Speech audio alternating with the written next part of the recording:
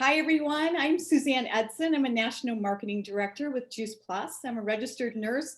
And today we have Dany Martin from Louisiana. And Dany, I'm so glad that you're here. He is a top National Marketing Director for all around the world, you guys. And I'm so thankful he's going to be with us just to tell us your story, Dany. We'd love to hear that to get started. Well, thank you. Thanks for inviting me on and having me here today. It's interesting. We're both in the United States. I think last time I actually saw you, we were in Australia together and for a big event over there, which is great. But I am kind of come from, I guess, humble beginnings or background.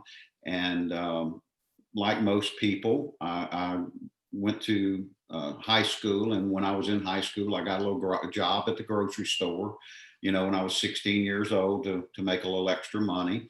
And one of the things for me growing up is for college type, higher education, that was really something that in my family that you did if you had to do it.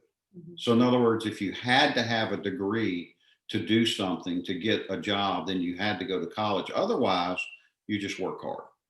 And that's how I was raised. So when I turned 18, graduated high school, I went to work full time for that grocery chain. I ended up staying with them 17 years until I started my Juice Plus business, which was February 2nd of 1990. So I'm about to come up on 31 years here in just a Wow. couple of months with the company, and it's been wonderful. But I got married when I was in my early 20s. I think I was 22 or so when I got married. We stayed married for 6 or 7 years. Had a 1-year-old son, and went through a divorce, and it was something I wasn't expecting. And one of the things that I like to tell people is it's always good to have a plan B or backup plan or secondary plan, because you never know what's going to happen. I've been through several of these in my life. The first one was a divorce with a 1-year-old. I went through a disaster where we lost our home in 2016 to the Great Flood in Louisiana with a storm. So I've been through a few of these things in my life. But this one, I had a 1-year-old son, and I had to back up and think, I'm really married to my job and my career. I'm not, I don't think I'm a terrible father. I don't think I'm a terrible husband, but I was really focused and driven career wise. And so that made me step back. And I like to tell people that sometimes we have to have something major happen in our life to make major changes. And so it put me on a hunt to look for something else. And of course, my resume was pretty short. I had high school and one company. I worked for this one grocery company. And so after 4 or 5 years of looking, during that time, of course, I divorced, and I was newly remarried to Debbie. We've been married 31, almost 32 years now. And so here I was at this new chapter in my life. And I got a phone call one day from a guy named Kerry Daigle, and he says, "I don't know you and you don't know me, but I got your name for someone, and I understand you're looking to do something, to change careers or do something." And I thought it was a job interview. I met with him. I looked at this company, the Juice Plus company, got involved very hesitantly, because I'd never been in sales or marketing. I'd never owned my own business. I'd never even known or had ever heard of the distribution system of network marketing or multi-level marketing. Never even heard of that when I talked to him the first time. So there was a lot of skepticism there. But I asked him, "Do you think I could make $1,000 or $1,500 a month?" And because if I could do that, I was being offered some positions with some other companies, but I was going to have to take a pretty good cut in pay. And I didn't want to do that. So that was going to fill that gap. It's kind of like Juice Plus fills the gap, between what we should eat and we actually eat. Well, the 1,000 or 1,500, that supplemental income was going to fill that gap between what I needed to live on and what I was actually going to be able to live on, and doing that. And I got involved. And so it was baby steps for me along the way in doing that. I guess if I can fast forward, I didn't want to be a dad that just sent a check. I wanted to be involved in that little boy's life. And I brought him into the marriage with Debbie, and he was 5 at that time. He's 36 today. And I can tell you with great joy that he was a great athlete. And, I watched him pitch that championship game. I watched him hit that 3-pointer in basketball to win championships and things like that. And I was only able to do that because of this company, because I controlled my time again. So one of the things I teach in training with people is the fact that it's not that monetary amount. Because if someone asks me, hey, why did you start, this business? I'd say it's because $1,000, $1,500 a month. That's really not the reason. So if you have a monetary amount attached to your reason, you need to look at this and answer this question. What is that monetary amount of money going to afford you to do or not do? That's the real reason. So I kept that in front of me. And when someone maybe told me no in the early days, and I still get no's today, but when they told me that, especially in the early days, I would walk away and think, you're not going to keep me from seeing my son or spending time with my son. And that was my way of being able to shake that no off and go to the next person and do that. So for me, the journey has been life-changing for me and my family. Debbie and I now have a 19-year-old who actually plays college golf, and we're able to travel and watch him play his matches. Well, not this year, but prior to this, we have. But that's just kind of a little bit about my journey. And so for me, it's always been about time freedom. And we've been able to accomplish that. And it really has changed the whole wiring and makeup of our family. Both of my boys now are entrepreneurial minded boys. It's just been a total change for them. They're both very positive thinking guys. And so this company, Juice Plus, the company, the products, it's just been a life altering for us. It really has been. I love that, Dany. And, so then we kind of talk about, we've been in it for a while, and people say, well, how do you find more people to talk to? Because they might have been in it for 6 months or a year, and they say they've exhausted all their contacts. So how do you still do that? I tell them that's not true. Right. And I ask them, hand me your mobile phone and I'll prove this to you. We never are going to run out of people as long as babies are being born. I understand people die, but I also understand people are being born. And we're never going to run out of that. And so you have to look at, there's really 3 types of markets, I think. I call them hot, warm, and cold. Your hot market is somebody that you pick up the phone and you start talking and they know who you are. That could be a brother, sister, mom, dad, somebody like that. Our warm market is people that we've had some type of contact with or an acquaintance with, in our lifetime. Could be somebody we went to school with, somebody that we used to work with or we currently work with or whatever. And so that's another market for us. But there's a third market there, what we call cold market, and that's people we haven't met yet. So one thing that I encourage people is, have you really talked to everyone that you know? Have you talked to everyone in that hot and warm market? And the answer to that is going to be no. They may say yes, but that's not true. There's no possible way that they've talked to every single person or had a conversation with every single person. Now, here's what they have done. They prejudged some people and talked to the ones they think that would be interested or whatever, and they've stopped there. But see, you can't prejudge anyone in our business because you never know what's going on behind closed doors. I wasn't walking around with a sign saying, I hate my job, I'm dissatisfied, I'm successful, but I'm dissatisfied in what I'm doing. I'm looking because that's going to jeopardize what I'm doing, right? Right. So people aren't so you have to ask. And it's funny, Suzanne, 31 years into business, and I have people come up to me all the time saying, man, if I could just get this doctor, if I could just get this trainer, if I could just get this nurse. Not one time ever, not once ever has someone come up to me and said, man, if I could just get a grocery store clerk, but that's what I was. And see, the guy that talked to me didn't prejudge me because of my background, because of my education, because of my current, profession or job that I was in, because you can't prejudge people on desire. Right. and I had a desire to make a change. And so, what I tell people is, if you feel like you've gone through all those people, go back and look at them again, because you haven't. Mhm. Okay, you've prejudged, and it's okay to pre-qualify some people, Yeah. but not prejudge them. But then you have to go and look at coal markets. So what do? Well, you have to get where people are. Now, I know this year that's been a little tough to Yeah. do, but join a civic organization, get involved in your neighborhood HOA, get, whatever it is. There's people around, and I know that less than probably 2% of the people in the world have ever tried Juice Plus. Right. That's about an average, a pretty accurate average. So 98% of the people driving up and down the highway in front of your house right now, they haven't had that conversation about Juice Plus. So that's what you have to do to look. So you're never going to exhaust. When someone says I've exhausted, no, you haven't. You can't, unless you lock yourself in, which we've kind of done lately, right? Yeah. But unless you really just lock yourself in, you're not around people at all. And if that's the case, then you have to maybe turn to something like social media.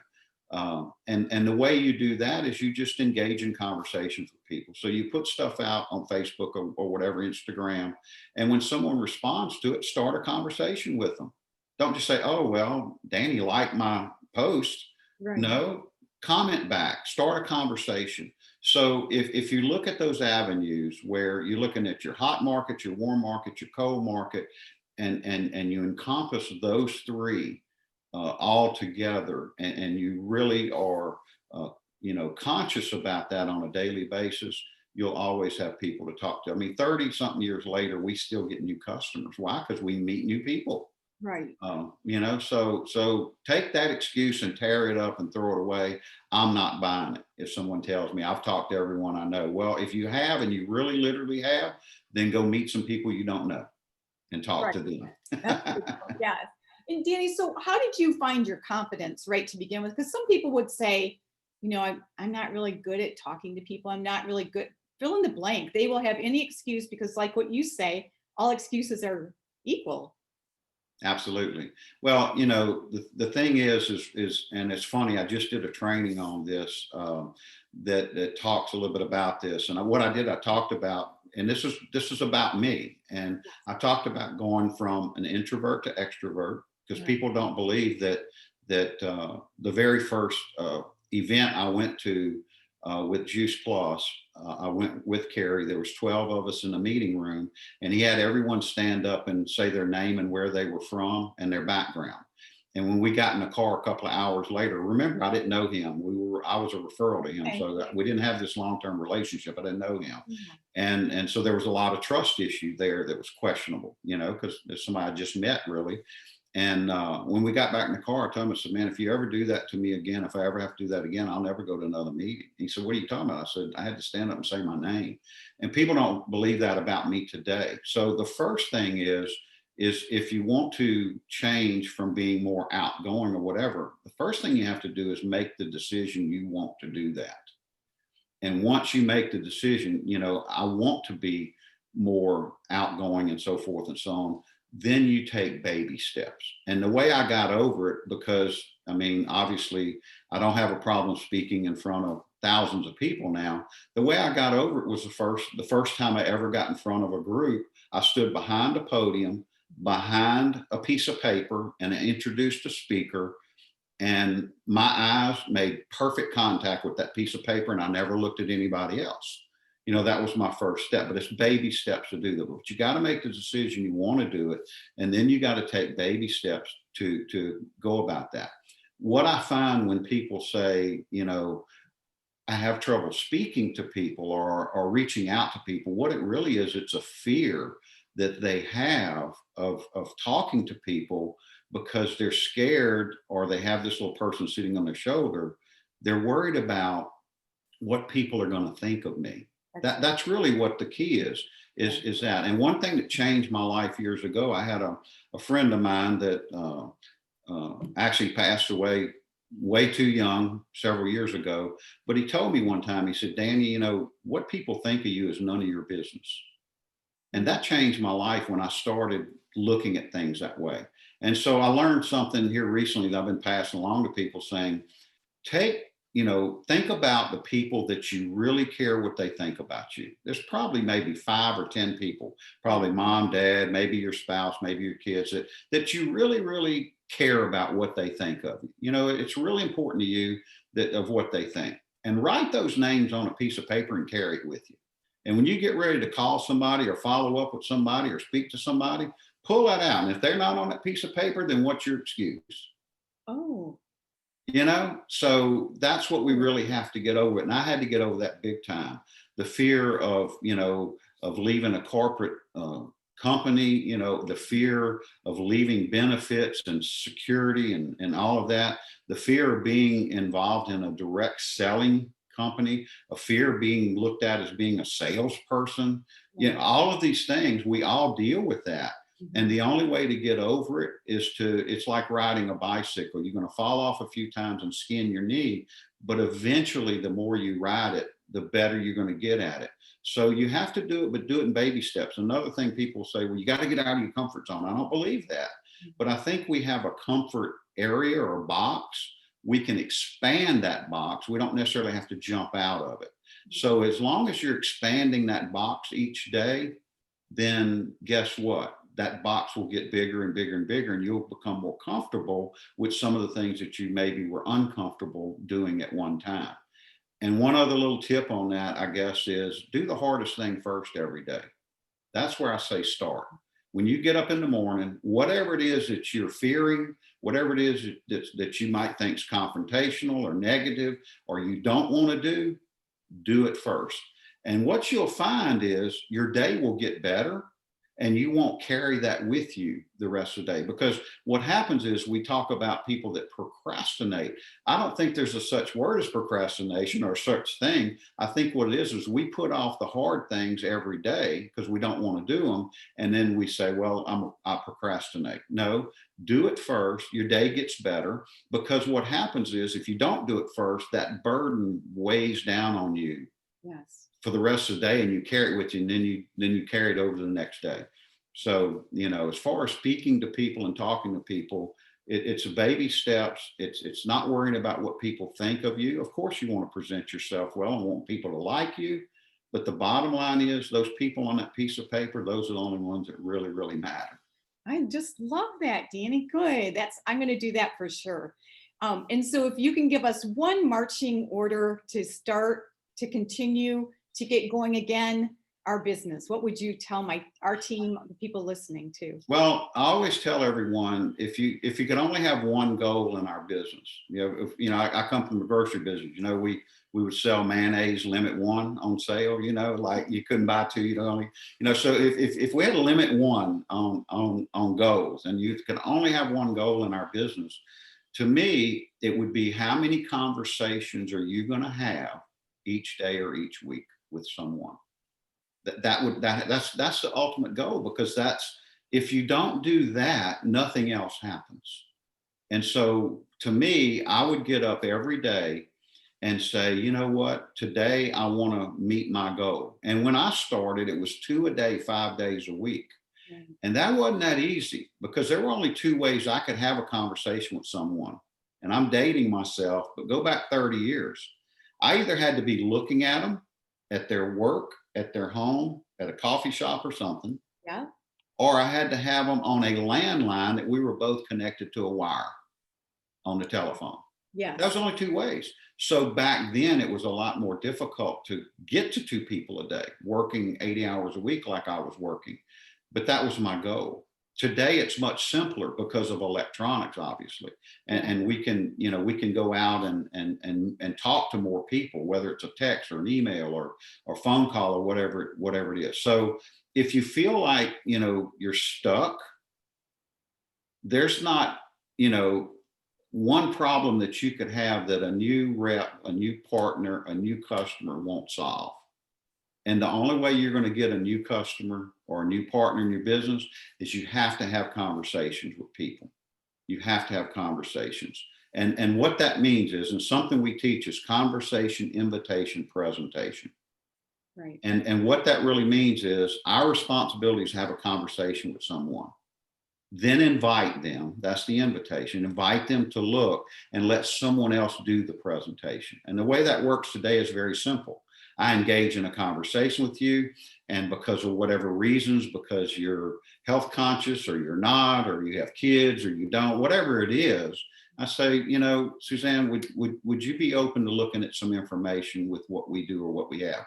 That's the invitation. So what's the presentation? The presentation is a video clip, a link. Maybe it's a live Zoom event or something, but don't wait on that.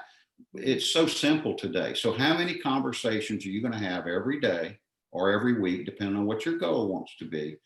And that one simple thing right there is a catalyst for everything else that happens in our business. So hold yourself accountable to that. If you think you're stuck, that's the answer, in my opinion. If you're brand new and starting, that's the answer, in my opinion. Oh, that's perfect, Dany. Thank you so much. Our team is gonna love this. I just appreciate you so much. I'm gonna stop the recording.